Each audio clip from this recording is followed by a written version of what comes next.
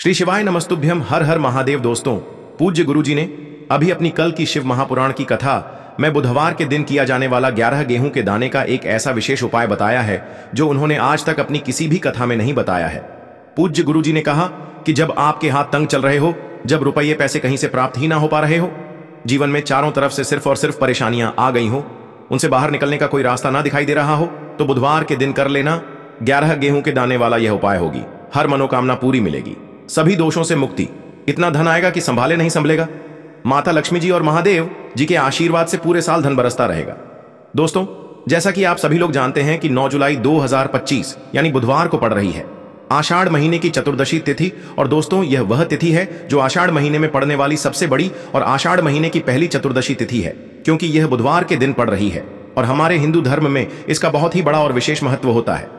पूज्य गुरु जी ने कहा है कि अगर कभी भी मौका लग जाए और आषाढ़ महीने की चतुर्दशी तिथि बुधवार को पड़ जाए तो आप लोगों को सिर्फ और सिर्फ 11 गेहूं के दाने वाला उपाय तो अवश्य ही करना चाहिए, क्योंकि इन दोनों तिथियों का संयोग बहुत ही कम आता है। इसी के साथ दोस्तों, गुरु जी ने कहा है कि जब भी आषाढ़ महीने की चतुर्दशी तिथि पड़े तो आप लोगों को सिर्फ और सिर्फ 11 गेहूं के दाने वाला उपाय तो अवश्य करना चाहिए। यह उपाय इतना खास है कि अगर आपने सही मुहूर्त पर सही क्रिया अनुसार 11 गेहूं के दाने वाला यह उपाय कर लिया, जो प्राचीन काल के समय का महाउपाय है, तो मान के चलिए दोस्तों, महादेव जी के आशीर्वाद से आपके जीवन का कितना ही बड़ा दुख हो, उससे आपको मुक्ति मिल जाएगी। आपकी कोई भी मनोकामना हो, मान लीजिए आप नौकरी की तैयारी कर रहे थे तो आपकी नौकरी लग जाएगी, आपका बंद पड़ा व्यापार चल पड़ेगा। और दोस्तों, आप जिस बीमारी से आप बहुत दिनों से परेशान थे, उस बीमारी से आपको मुक्ति मिल जाएगी। आपके जीवन में धन आना शुरू हो जाएगा, आपके जीवन में धन आने के नए नए रास्ते खुल जाएंगे। और मान के चलिए दोस्तों, फिर आपको किसी भी प्रकार की परेशानी का सामना नहीं करना पड़ेगा। इसीलिए दोस्तों, 9 जुलाई बुधवार के दिन आप लोगों को इस वाले उपाय को जरूर कर लेना है। भले ही आपने पूरे साल भर इस उपाय को ना किया हो, पर अगर आपने इस आषाढ़ महीने में पड़ने वाली चतुर्दशी के दिन अगर इस वाले उपाय को कर लिया तो आपको इस उपाय को करने का वह फल मिलेगा जिसकी आपने कभी कल्पना भी नहीं करी होगी। इसीलिए आप लोग इस गेहूं वाले उपाय को एक बार जरूर कर लेना, ताकि आप लोगों के हाथ से यह मौका न जा सके और आपको इस उपाय को करने का फल मिल सके। दोस्तों, यह उपाय पंडित जी ने अपनी अभी की ही शिव महापुराण की कथा में बताया है, जो इस उपाय को आज हम आपको बहुत अच्छे से समझाने वाले हैं। इस वीडियो को देखने के बाद इस उपाय को समझने के लिए आपको कोई और वीडियो को देखने की जरूरत नहीं पड़ेगी। तो दोस्तों, इस उपाय को आपको कैसे करना है, कब करना है, कहां पर करना है और उपाय को करते समय आपको किन किन गलतियों को नहीं करना है और आपको किन किन बातों का ध्यान रखना है, ये सारी जानकारी हम आपको इस वीडियो में देंगे। तो चलिए भक्तों, उपायों को शुरू करते हैं। अगर आप भी चाहते हैं कि महादेव जी का आशीर्वाद आप पर सदैव बना रहे तो वीडियो को लाइक करें, चैनल को सब्सक्राइब करें और कमेंट बॉक्स में हर हर महादेव जरूर लिखें। और अपने फायदे के लिए, गरीबी दूर करने के लिए इस वीडियो को पूरा देखकर जाना। यदि आज आपने वीडियो को बीच बीच में से देखा, काट काट कर देखा, तो जीवन में आपको कभी सफलता हासिल भी नहीं होगी। देखिए दोस्तों, ये 9 जुलाई बुधवार चतुर्दशी का दिन ये इतना खास होता है, इतना महत्वपूर्ण होता है। देखा गया है कभी कभी बड़े बड़े पूजा पाठ अनुष्ठान से जो मनोकामना पूर्ण नहीं होते, वह 9 जुलाई बुधवार के दिन एक छोटे से उपाय करने से ही आपकी मनोकामना पूर्ण हो जाती है। अब हम समझते हैं इस वाले उपाय को हमें करना किस समय है। इस 11 गेहूं के दाने वाले उपाय को हमें इस मंगलवार के दिन करना किस समय है।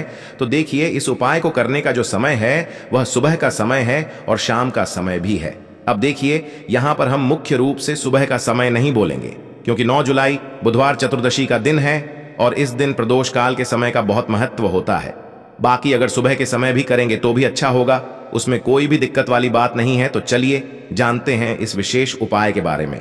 लेकिन उससे पहले एक प्रार्थना, अगर आप इस चैनल पर नए हैं तो आप इस वीडियो को लाइक करें, चैनल को सब्सक्राइब करें और कमेंट बॉक्स में आप अपनी राशि या अपना नाम जरूर डाल दें, क्योंकि हम राशि से जुड़ा भाग्य भी बताते हैं और भाग्य में चल रही परेशानियों को दूर करने के लिए वह आसान से आसान उपाय भी बताते हैं। तो चलिए अब हम अपने सबसे पहले उपाय की बात कर लेते हैं। देखो, गुरु जी ने कहा है कि अगर बुधवार के दिन चतुर्दशी तिथि पड़ जाए तो इस दिन आपको 11 गेहूं के दाने वाला उपाय तो अवश्य ही करना चाहिए। देखो, यह उपाय, यदि आपके जीवन में कर्जा बहुत अधिक है, आपके जीवन में संकट बहुत अधिक रहते हैं, आपके ऊपर बहुत अधिक विपदा आ रही है, बार बार आपको अपने व्यापार में और अपने धन में हानि देखने को मिल रही है, यानी कि आपको प्रत्येक कार्य में हानि हो रही है, तो आपको यह उपाय करना चाहिए। देखिए, इस उपाय के लिए आपको 11 गेहूं के दाने आपको लेने हैं, ठीक है। 11 दाने लेने के बाद में आपको जरूरत होगी चावल के दानों की। 11 चावल के दाने और 11 गेहूं के दाने, और चावल के दाने खंडित नहीं होने चाहिए। अब आप कहोगे, भैया गेहूं कहां से लेने हैं? देखो, आपको किसी भी किराना स्टोर पर गेहूं के दाने आपको आसानी से मिल जाएंगे, जाकर ले लेना, ठीक है ना। 11 गेहूं, 11 चावल के दाने लेने हैं। साथ ही साथ आपको एक तांबे का लोटा लेना है। और उस तांबे के लोटे में आपको जल भरना है। जल आपका खुद के घर का होना चाहिए, मंदिर का नहीं होगा। अब आप ये सब सामग्री लेकर पहुंच जाओगे महादेव के शिवलिंग के पास में। शाम के टाइम पे प्रदोष काल में देखो, जब आप ये उपाय कर रहे हो तो अपना फेस रखना उत्तर दिशा, नॉर्थ डायरेक्शन की तरफ। अब यहां पर जो मैं आपको क्रम बताने जा रहा हूं ना, उस मेरे क्रम को बहुत ध्यान से सुनिए। महादेव को अगर कोई सबसे प्रिय है ना, तो उनकी सबसे छोटी पुत्री जिनका नाम है माता अशोक सुंदरी, जो आपके पास में चावल के 11 दाने हैं ना, उन चावल के 11 दानों को माता अशोक सुंदरी के स्थान पर आपको अपना नाम और गोत्र बोलते हुए समर्पित कर देने हैं, है ना। और चावल के दानों को रखने के बाद में जो आपके पास में तांबे का लोटा है ना, उस तांबे के लोटे को कहीं पे भी हम जल नहीं चढ़ाएंगे। सिर्फ और सिर्फ माता पार्वती का जो हस्त कमल आपको दिख रहा है, यहीं पे गोल गोल आपको समर्पित करना है, उसी जल को, और कहीं नहीं। न तो माता अशोक सुंदरी के स्थान पर, न तो शिवलिंग के ऊपर, सिर्फ आपको यहां पे गोल गोल जलाधारी पर आपको उस जल को समर्पित करना है। अब आपके पास में बचे हुए हैं 11 गेहूं के दाने, और बचे हैं उन्हीं 11 गेहूं के दाने को आपको अपनी मनोकामना, अपने विशेष कहते हुए महादेव के शिवलिंग के ऊपर, अगर आप बुधवार के दिन प्रदोष काल में समर्पित कर देते हैं तो आपकी जो भी मनोकामनाएं होंगी, जो भी विश होंगी, महादेव पूरी जरूर करते हैं। अन्न को समर्पण करने से, उस खासकर गेहूं को समर्पण करने से हमारी इच्छाएं पूरी होती हैं। और अगर वह दिन बुधवार का दिन हो, तब तो इससे सुंदर संयोग कुछ भी नहीं हो सकता। आपकी इच्छाओं को पूरा करने के लिए बहुत स्पेशल, बहुत प्यारा सा उपाय आप सभी को जरूर करना है। ध्यान में रखिएगा, यह उपाय प्रदोष काल में करना है। देखो, गुरु जी ने कहा है, भगवान शिव के शिवलिंग पर 33 कोटि देवी देवताओं का वास होता है। अगर हम शिवलिंग के सामने कुछ भी उपाय करते हैं तो हमारे सभी देवी देवता हमसे खुश हो जाते हैं। यह उपाय आपको अवश्य करना है। देखो, सुबह के टाइम नहीं कर सकते, ठीक है। अब बात करते हैं अगले उपाय की। देखिए, हम सभी के घरों में माता तुलसी का पौधा अवश्य ही होता है। तो देखिए, हमें तुलसी जी के पौधे से सबसे पहले तो 3 पत्ते तोड़ने हैं। देखो, एकादशी वाले दिन आपको तुलसी के पत्ते नहीं तोड़ने हैं।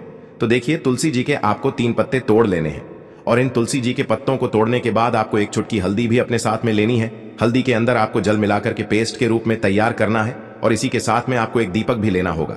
दीपक आप मिट्टी का भी ले सकते हैं, आटे का भी ले सकते हैं, और इस दीपक में आपको शुद्ध घी डाल करके इसमें आपको लंबी रुई की बाती का प्रयोग करना है। देखिए दोस्तों, आपके पास है 3 तुलसी जी के पत्ते हैं।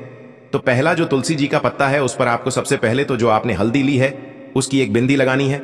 और पहला जो तुलसी जी का पत्ता है, आपके घर में भगवान विष्णु का चाहे कोई सा भी स्वरूप हो, चाहे लड्डू गोपाल जी का स्वरूप हो, या फिर भगवान कृष्ण की आपके मंदिर में प्रतिमा हो, या फिर भगवान श्री राम की प्रतिमाएं, उनके सामने आपको पहला तुलसी जी का पत्ता अर्पित करना है। अब देखिए दोस्तों, आपके पास जो 2 तुलसी जी के पत्ते हैं और आपके पास जो एक दीपक है, इन्हें आपको लेकर के पहुंचना है अपने ही घर में तुलसी जी के पौधे के पास में। देखिए, सबसे पहले तो आपके पास जो 2 तुलसी जी के पत्ते हैं, उन पर भी आपको हल्दी की एक एक बिंदी लगानी है, और उन दोनों ही तुलसी जी के पत्तों को आपको अपने घर में तुलसी जी के पौधे के वहां पर ही अर्पित कर देने हैं। और इस प्रकार से यह दोनों पत्ते भी तुलसी जी के पौधे के पास में अर्पित करने के बाद अंत में जो आपके पास एक लंबी बाती का दीपक है, इसे आपको तुलसी जी के पौधे के पास में ही प्रज्वलित कर देना है। जो भी व्यक्ति अपने ही घर पर इस प्रकार से तुलसी जी के 3 पत्तों का यह उपाय कर लेता है, तो उसका परिवार हमेशा खुश रहता है। उसके परिवार में कभी भी कोई भी संकट उत्पन्न नहीं होता है, और यदि आपके घर में जो भी गृह क्लेश है वह भी समाप्त होते हैं। तो इस प्रकार से यह सुंदर सा उपाय करना है। अब बात करते हैं अगले उपाय की। देखो, यदि आपके जीवन में आर्थिक संकट बहुत अधिक हो रहे हैं, धन की समस्या लगातार जीवन में बनी हुई है, एक एक रुपयों को प्राप्त करने के लिए आपको बहुत अधिक मेहनत कर रहे हैं, तो आज रात्रि में सोने से पहले आपको हो यह एक चमत्कारी दीपक का उपाय अवश्य करना है। या फिर यदि आपका जो व्यापार है, बिजनेस है, दुकान है, वह अच्छे से नहीं चल पा रही है, तो आज रात्रि में इस विशेष दीपक का उपाय आपको अवश्य करना चाहिए। देखो दोस्तों, दीपक हमारे घर में सभी नकारात्मक शक्ति को बाहर करता है। यह उपाय आपको साल में केवल एक बार करने का ही मौका मिलता है। देखिए, इस उपाय के लिए आपको तुलसी जी की जो सूखी लकड़ी होती है उसे ले लेना है। देखिए दोस्तों, यदि आपके पास पुरानी तुलसी जी की लकड़ी है तो उसे आप ले सकते हैं, और यदि आपके घर में तुलसी जी जो लकड़ी है वह सूखी हुई है तो उसकी लकड़ी आप तोड़ करके इस्तेमाल कर सकते हैं। लेकिन आपको ध्यान रखना है कि सूर्यास्त से पहले पहले ही आपको यह जो तुलसी जी की लकड़ी है इससे अवश्य ही तोड़ लेना है। तो इस उपाय के लिए आपको सबसे पहले तो एक मिट्टी का दीपक लेना होगा, चाहे तो आटे का दीपक भी ले सके, क्योंकि आटे का दीपक सभी दीपक में सर्वोत्तम माना गया है। इस दीपक के अंदर आपको शुद्ध घी का प्रयोग करना होगा, और इससे दीपक के अंदर आपने जो तुलसी जी की लकड़ी ली है उसे भी रख देना है। लेकिन ये जो तुलसी जी की लकड़ी है, इसमें आपको चारों तरफ अच्छे से घी लगा लेना है। देखिए, गुरु जी ने बताया है कि जो तुलसी जी की लकड़ी है, यदि आप उपाय करते हैं और बहुत ही शीघ्रता से जल जाती है, तो इसके लिए आपको एक कार्य करना है। आपको थोड़ी सी रुई ले लेनी है और उस रुई को आपने जो तुलसी जी की लकड़ी ली है उस पर अच्छे से चारों तरफ लपेट देनी है। तुलसी जी की लकड़ी के ऊपर रुई लपेटने के बाद इसे आपको पूरा घी के अंदर डुबो लेना है। अब इसे आपको बाती के रूप में प्रयोग करना है। अब दोस्तों, इस दीपक को आपको प्रज्वलित कहाँ करना है? तो इस दीपक को आपको या तो भगवान विष्णु के सामने प्रज्वलित करना होगा, या फिर आपको भगवान श्री राम के सामने प्रज्वलित करना होगा, या फिर भगवान कृष्ण के सामने, यानी कि भगवान विष्णु के जो भी अवतार हैं उनके सामने आप ये दीपक प्रज्वलित कर सकते हैं, या फिर आप इस दीपक को माता तुलसी जी के सामने भी प्रज्वलित कर सकते हैं। पूज्य गुरु जी ने बताया है कि जो भी व्यक्ति इस प्रकार से तुलसी जी की डंडी से यह दीपदान कर देता है उसके जीवन में कभी भी धन की समस्या नहीं होती है। इसीलिए आपको यह पूरे साल में केवल एक बार ही मौका मिलता है। इस उपाय को करके देखना, आपकी सभी इच्छाएं जरूर पूर्ण होंगी। यह जो उपाय है रात्रि में सोने से पहले करना है। यह उपाय आपके लिए सर्वश्रेष्ठ होने वाला है। देखिए, इस उपाय के लिए आपको मात्र 5 हरे मूंग के दाने ले लेना है।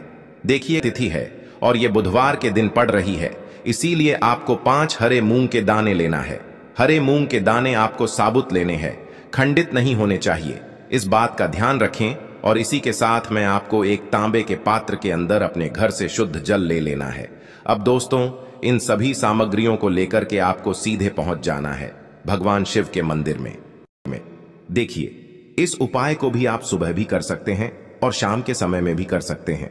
देखिए, भगवान शिव के मंदिर में पहुंचने के बाद आपके पास जो 5 हरे मूंग हैं, उनमें से पहला जो हरा मूंग है, आपको शिवलिंग के सामने जो नंदी महाराज होते हैं और उनका जो पैर उठा हुआ होता है, वहां पर आपको पहला हरा मूंग समर्पित कर देना है और आपको ओम नमः शिवाय इस मंत्र का जाप कर लेना है। फिर आपको दूसरा हरा मूंग लेना है और शिवलिंग पर जो श्री गणेश जी वाला स्थान होता है वहां पर आपको यह दूसरा हरा मूंग समर्पित कर देना है। यानी कि शिवलिंग के सीधे तरफ आपको यह दूसरा हरा मूंग समर्पित करना है और फिर आपको ओम नमः शिवाय या फिर श्री गणेशाय नम इस मंत्र का जाप कर लेना है। तीसरा हरा मूंग का दान आपको भगवान शिव की सबसे प्रिय पुत्री माता अशोक सुंदरी वाले स्थान पर समर्पित करना होगा। शिवलिंग की जो जलाधारी होती है, जहां से जल बह करके आता है, उसी जलाधारी के बीच में जो कहीं कहीं उठी हुई लाइन होती है सांप की आकृति के रूप में, वहीं पर आपको तीसरा हरा मूंग समर्पित करना है और फिर आपको ओम नमः शिवाय इस मंत्र का जाप कर लेना है। अब दोस्तों, चौथा जो हरा मूंग है उसे आपको भगवान कार्तिकेय जी का जो स्थान होता है शिवलिंग पर, वहां पर आपको ये चौथा हरा मूंग का दाना समर्पित कर देना है और आपको ओम नमः शिवाय इस मंत्र का जाप कर लेना है। अब दोस्तों, आपके पास जो 5वां और अंतिम हरा मूंग बचा हुआ है उससे आपको उससे जल के पात्र के अंदर डाल देना है और इस हरे मूंग से युक्त जल से आपको भगवान शिव के शिवलिंग का अभिषेक कर देना है। जल आपको बिल्कुल धीरे धीरे समर्पित करते जाना है और लगातार आपको शिव महापुराण के मूल मंत्र श्री शिवाय नमस्तुभ्यम इस मंत्र का जाप करते रहना है। फिर आपको शिवलिंग के सामने बैठकर, यदि आप अपने बच्चों के लिए ये उपाय कर रहे हैं, यदि आप अपने बच्चों की बुद्धि, ज्ञान और विवेक के लिए उपाय कर रहे हैं, तो उसके लिए आपको प्रार्थना कर लेनी है, या फिर व्यापार में वृद्धि करने के लिए ये उपाय कर रहे हैं तो उसकी कामना करते हुए आपको प्रार्थना कर लेनी है, या फिर अपनी नौकरी के लिए कर रहे हैं, या फिर अपने इंटरव्यू के लिए, या फिर धन की प्राप्ति के लिए कर रहे हैं। जिस भी कामना के लिए आप उपाय कर रहे हैं उसे परिपूर्ण करने के लिए आपको महादेव से प्रार्थना कर लेनी है और फिर आपको वापस अपने घर आ जाना है। पूज्य गुरु जी ने कहा है कि जो भी व्यक्ति इस उपाय को कर लेता है तो यकीन मानिए आपके जीवन की जो सारे संकट, कष्ट और बाधाएं ही वो सभी समाप्त होंगे। आप दोस्तों, हम जान लेते हैं चौथे चमत्कारी उपाय के बारे में, लेकिन ये उपाय विशेषकर उन लोगों को करना है जिनका व्यापार बिल्कुल भी ढंग से नहीं चल पा रहा है, या फिर जिनके घर में धन की परेशानी बहुत अधिक है, साथ ही साथ जिनका जो बुध ग्रह है वह कमजोर अवस्था में है, तो उन्हें यह उपाय करना चाहिए। बुध ग्रह को मजबूत करने के लिए आपको विशेषकर ये उपाय करना है। देखिए, इस उपाय के लिए आपको मात्र एक प्यारे सी बेलपत्र लेनी होगी। बेलपत्र जो है वह कहीं से भी खंडित नहीं होनी चाहिए। बेलपत्र यदि आपको प्राप्त नहीं हो पाती है तो आप भगवान शिव के शिवलिंग पर चढ़ी हुई बेलपत्र को पुण्य शुद्ध जल से धोकर के उपयोग कर सकते हैं। इसी के साथ में आपको मात्र एक हरा मूंग लेना है। हरा मूंग भी आपको साबुत लेना है, खंडित नहीं होना चाहिए। और इसी के साथ में आपको एक तांबे के पात्र के अंदर शुद्ध जल लेना होगा। अब देखिए, यह तीनों सामग्री लेकर के आपको सीधे पहुंचना होगा भगवान शिव के मंदिर में। यह उपाय आप सुबह से लेकर के शाम तक किसी भी समय कर सकते हैं। देखिए, सबसे पहले तो आपके पास जो एक बेलपत्र है, उससे आपकी जो भी कामना है, चाहे व्यापार से जुड़ी हो, बुद्धि ज्ञान विवेक की प्राप्ति के लिए हो, आपके घर में सुख शांति को लेकर आपकी कोई काम न हो, जो भी आपकी कामना है उन्हें आपको बोलना है। और यह जो एक बेलपत्र है, सबसे पहले तो आपको माता अशोक सुंदरी वाले स्थान पर समर्पित कर देनी है। देखें, बेलपत्र की चिकनी साइड शिवलिंग से स्पर्श रहेंगी और इसकी जो डंडी है वो आपको जलाधारी की ओर रखनी है। इस प्रकार से आपको यह जो बेलपत्र है, इससे माता अशोक सुंदरी वाले स्थान पर समर्पित कर देना है। अब दोस्तों, आपके पास जो एक हरा मूंग का दाना है, उससे आपको आपकी जो भी कामना है उसे बोलते हुए उस हरे मूंग दाने को आपको उसे जलपात्र के अंदर डाल देना है। अब दोस्तों, ये जो हरा मूंग युक्त जल है, इसे आपको समर्पित करना है। आपकी जो भी कामना है, चाहे आपका जो व्यापार है वह अच्छे से नहीं चल पा रहा है, तो इस प्रकार से आपको कामना करनी है। और यह जो हरी मूंग से युक्त जल, इसमें से थोड़ा सा जल सबसे पहले तो आपको भगवान श्री गणेश जी वाला स्थान पर समर्पित करना है।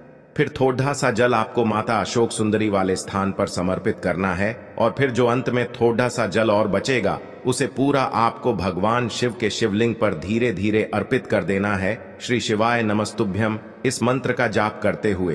तो इस प्रकार से आपको थोड़ा थोड़ा जल समर्पित करना है। थोड़ा सा जल आपको भगवान गणेश जी वाले स्थान पर, फिर माता अशोक सुंदरी वाले स्थान पर, फिर अंत में भगवान शिव के शिवलिंग पर अर्पित कर देना है। आपकी जो भी समस्या होगी, वह विघ्नहर्ता आपकी समस्या को समाप्त जरूर करेंगे। अब हम बात कर लेते हैं तीसरे उपाय की। के लिए आपको लेना है 11 चावल के दाने। गुरु जी ने कहा है, चावल के दाने खंडित नहीं लेने हैं, बिल्कुल साबुत होने चाहिए। उसके साथ में आपको लेना है एक बेलपत्र।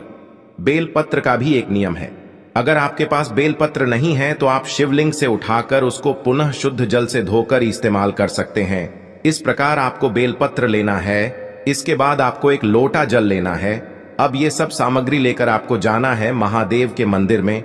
देखो, अब आपको उत्तर साइड में खड़े हो जाना है और सबसे पहले आपको एक बेलपत्र अपने हाथ पर और 11 चावल दाने रखकर शिवलिंग के ऊपर अपना नाम और गोत्र बोलते हुए समर्पित कर देना है। और ओम नमः शिवाय श्री शिवाय नमस्तुभ्यं का लगातार जाप करना है। अब आपको जो एक लोटा जल साथ में लेकर आए थे, उसे धीरे धीरे बेलपत्र और चावल दाने के ठीक ऊपर आपको समर्पित करते जाना है और शिव पुराण के मूल मंत्र श्री शिवाय नमस्तुभ्यं का 11 बार जाप करना है और अपनी मनोकामना बोलते जाना है। देखो, बस छोटा सा उपाय करना है, देखना एक दिन आपके सब काम बनने लग जाएंगे।